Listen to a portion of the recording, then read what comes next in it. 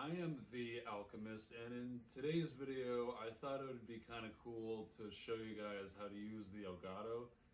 As in my experience, I went through a lot of problems and a lot of grief, and I want to make this video so that you guys don't have to go through what I went through. Guys, so the product that I bought is the Elgato HD 60S. And I gotta say, it isn't the greatest, but it's not the worst thing you can get. And it does its job when you figure everything out. So I'll go ahead and show you guys what the Elgato actually looks like. So when you guys first open your Elgato, when you guys first open the thing, this is what you'll find inside, is this, and an HDMI cord, and another HDMI cord that connects to your computer. But here's what it originally looks like. Now I'm going to show you guys how to do everything step by step. It's very self-explanatory, but in case you don't know, this is what I'm here for. I will help you guys out. Let's do it. Okay guys, so here's what you have. You'll have the Elgato HD60 in your hands right here, and a HDMI cord that it comes with, or you can use technically any HDMI you want, just make sure it's not the one that connects into your computer. So here we go, I have the Elgato on my hands. Now what you want to do here is you want to plug one side into the in, which is located right here. You want to plug it into the in spot. So by doing that, you take the HDMI, you stick it in just like that. So that's one side. And what you'll do with this one is actually, the other side of the HDMI is actually plug it into whatever console you happen to be wanting to record. Now that can be anything. So the next step you're gonna want to do is you want to take this little cord that the Elgato comes with right here, and you're gonna actually want to plug it right next to it, right here, right above where my finger is pointing. I don't know if you guys can see that. Can you see that? There you go, right there. So you want to plug it in just like that. All right. That's step 1 and 2. And what you'll have on the other side, is the part that connects to your computer. So I'm going to show you guys what it looks like once everything is hooked up and ready to go.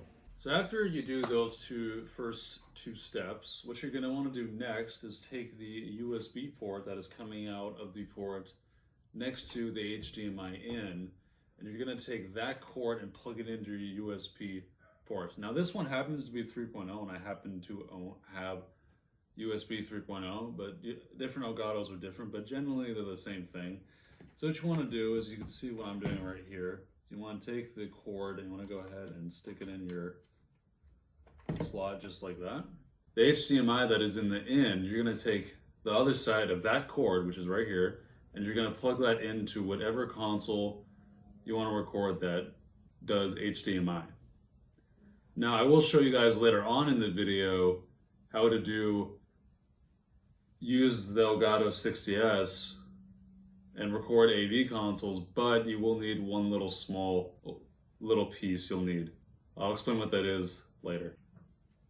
So what that step is going to be is you're going to actually want to take the HDMI cord so whatever console you want to record, whatever it may be, Xbox, PS4, Xbox 360, any console that uses an HDMI, you want to make sure that you take the HDMI cord that is connected to the back of your TV and take that the other end of the HDMI cord. Instead of plugging it into the console, you want to actually go ahead and plug it into the Elgato out.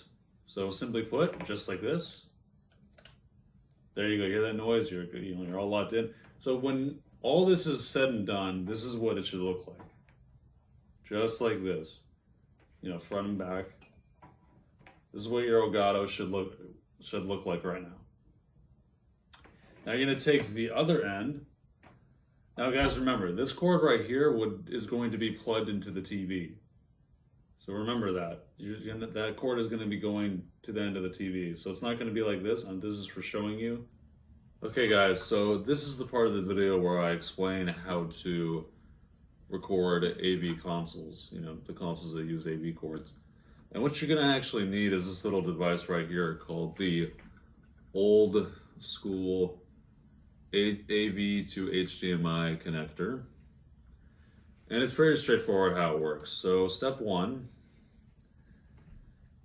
you want to take the little cord that it comes with and you want to actually plug it in right here, right where I'm showing you, right above my finger. So I'm going to go ahead and plug it in. Now what you'll notice is you'll have a free USB spot. That USB spot is actually going to go into a free USB spot on your computer because this is what's actually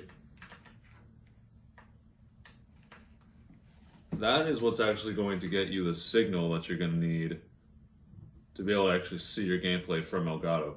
Now the next step is to take the console's AV cords, whatever it may be, and simply line up the colors right here. We got red with red. We've got white with white. And we've got yellow with yellow. As you can see, this is what we have so far. We have the AV cords, we have the little USB cord that it gives you to connect to the computer. Now all you need to do is take the HDMI cord and stick it in to the HDMI slot right here.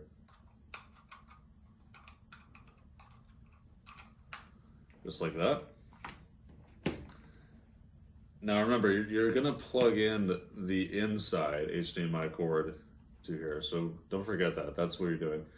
So HDMI in goes in here, a little plug connects to your computer to see your gameplay, and the AV cords go directly into here. Now one little cool thing that this does have is it has a setting right here. I don't know if you guys can see this. But it has a setting that has like the quality you can change. You can either have 720 or 1080p, and obviously I like the better quality, so I always go with 1080p. That's just my preference. So remember, this is what we're gonna have. We're gonna have AV cables, HDMI, and the connector that goes to our TV. So that's how it should look once it's all hooked up and set up. Then you simply turn on the Elgato, and there you go. Okay guys, so here is the last step to complete the Elgato process. And it starts by going to elgato.com/en/gaming/downloads. Now the box does tell you on the box it does tell you to go onto this site. So you'll be able to find it no problem. And the cool thing is that it does support Windows and Mac. As you can see here, Windows and Mac. Now, right now for Windows, say I want to do Windows, do that, and say I wanted to do Mac. It's the same spot, but yeah, it's going to be this one right here. You want to download this. Now, once you've downloaded it, it'll turn into this icon right here, this icon.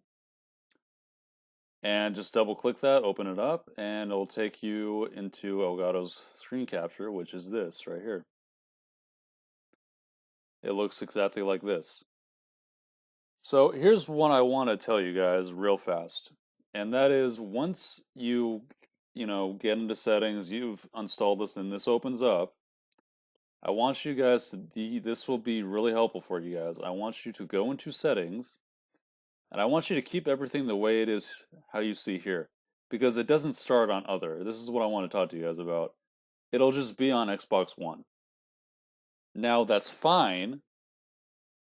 That's fine if you're recording Xbox One, but wouldn't you want it so whatever your HDMI is plugged into, whatever console you have it plugged into to record, wouldn't you guys want it where if it's on other, it'll always find the console you're recording, regardless of whatever it is. So that'll save you plenty of time, and just keep the settings the exact same way. Now, there's one little thing I want to show you guys before I get into any more detail. With the PS4 and the PS4 only, it will not let you record using the Elgato on the PS4 if this check mark right here, if this box, then enable HDCP, if that has a check mark on it, you will not be able to record your gameplay or any of the PS4. So you want to turn that off, and then once that's turned off, it'll kind of flash black for a second, then it'll come back on, and then the Elgato will be able to pick it up, and you'll be able to move this around any way you choose. Now I'm going to go through very quickly what each button does. Now over here is obviously the record button. This is forwards. This is pause. This is back. This is live. Never mess with this unless you want to go back, but I highly suggest you just wait until your recording is over to do that.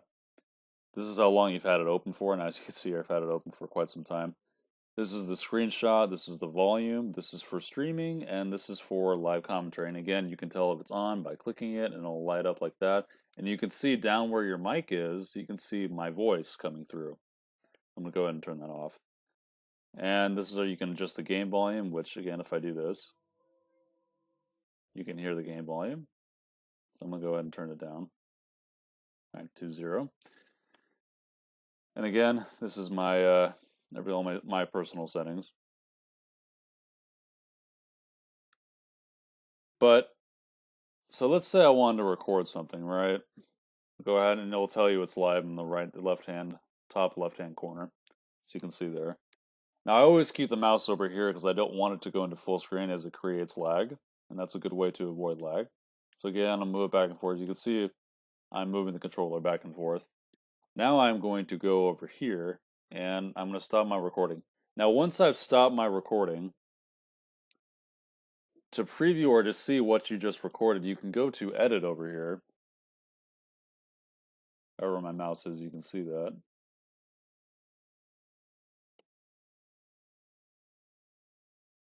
And you'll see exactly what you just recorded. So if I hit play,